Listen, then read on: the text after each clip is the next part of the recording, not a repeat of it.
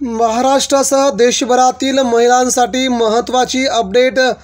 सरकारचे सोन्याचे नवे धोरण आले, अखेर झाले लागू। 1 तारखेपासून सोन्याच्या किमती एवढ्या होणार कमी। केंद्र सरकारचा, मोदी सरकारचा महिलांना सर्वात मोठं गिफ्ट देण्याचा प्रयत्न। महाराष्ट्रात सोनं 50,000च्या खाली कधी येणार आणि कधीपासून मिळणार महिलांना सोनं, बघूया सविस्तर।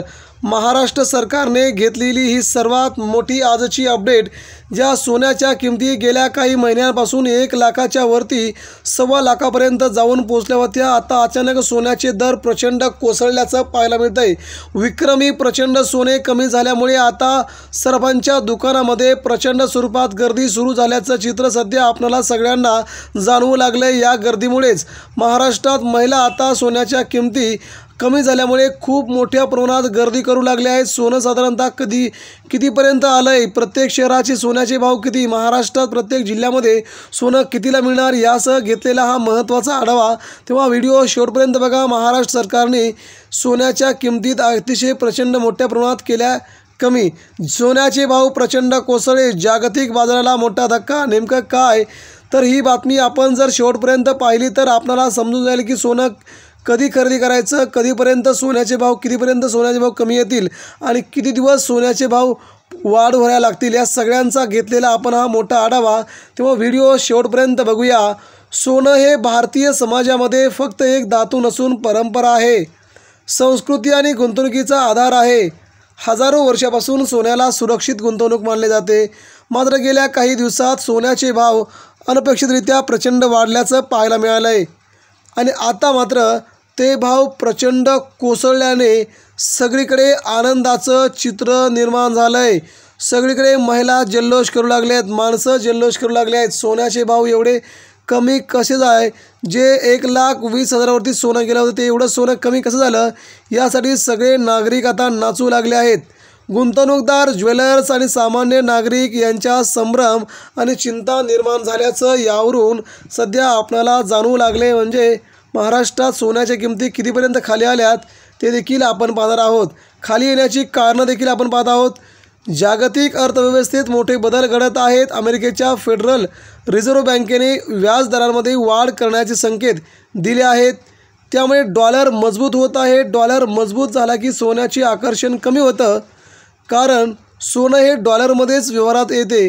परिणामी जागतिक बाजारामध्ये सोन्याचे दर घसरल्याचे चित्र सगळ्या चिन्ह निर्माण झाले असून ते दर प्रचंड प्रमाणात घसरल्याने आता सर्वांना याचा खूप फायदा होऊ लागला आहे।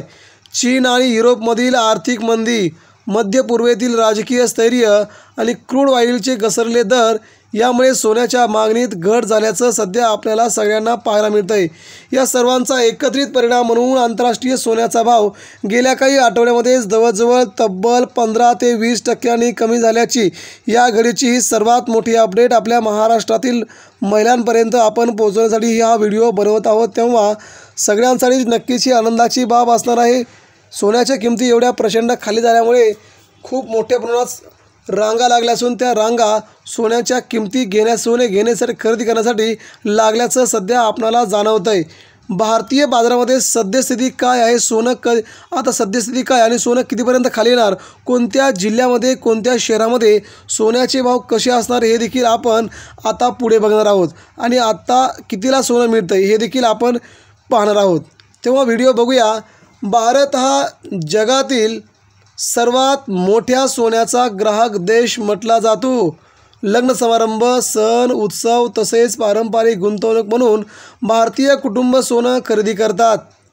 मात्र मुंबई, दिल्ली, चेन्नई, कोलकाता, पुणे, नागपूर, हैदराबाद अशा प्रमुख बाजारपेठांमध्ये सोन्याचा दर तोलामागे 4,500 ते 5,000 रुपयांनी पूर्णपणे घसरला आणि आता तो कितीला मिळतोय हे देखील आपण पाहतोय। उदाहरणार्थ सोन्याचे भाव कसे कमी झाले बघूया। मुंबईत 24 कॅरेट सोनं 58,000 रुपयावरून थेट आता कमी झालं आहे, अजून आज कमी झालं आहे 53,000पर्यंत, जे 1.25 लाख होतं। दिल्लीमध्ये 1,15,000वरून थेट 54,300 रुपयांवरती आलं आहे। पुण्यात मागील महिन्याच्या तुलनेत 4,800 रुपयांनी सोनं वाढलं होतं ना, आता ते जवळजवळ 60-70 हजारांनी कमी झालं आहे। का घसरले सोन्याचे भाव? मग तुम्ही आता का खरेदी करायचे सोने खरेदी करण्याचा योग्य वेळ कोणता हे देखील आपण पाहणार आहोत. तज्ज्ञांच्या मते सोन्याच्या दरात घसरण होण्यामागे काही प्रमुख कारणं देखील आहेत. मग तुम्हाला हे ऐकावं लागतील. सोनं कधी कमी होणार आहे, सोनं कधी वाढणार आहे, ही देखील महत्त्वाची बातमी तुमच्यापर्यंत आम्ही पोहोचवत आहोत. कारण की यामुळे तुम्हाला सोने घेण्यासाठी खूप महत्त्वाची मदत होणार आहे. ते कधी घ्यावं, गुंतवणूक कधी करावी, सोनं कधी घ्यावं, यासाठीचा हा केलेला सगळा अट्टाहास असल्याचं यावरून पुन्हा एकदा आम्ही सांगतोय. तज्ज्ञांच्या मते सोन्याच्या दरात घसरण होण्यामागे काही प्रमुख कारणं आहेत.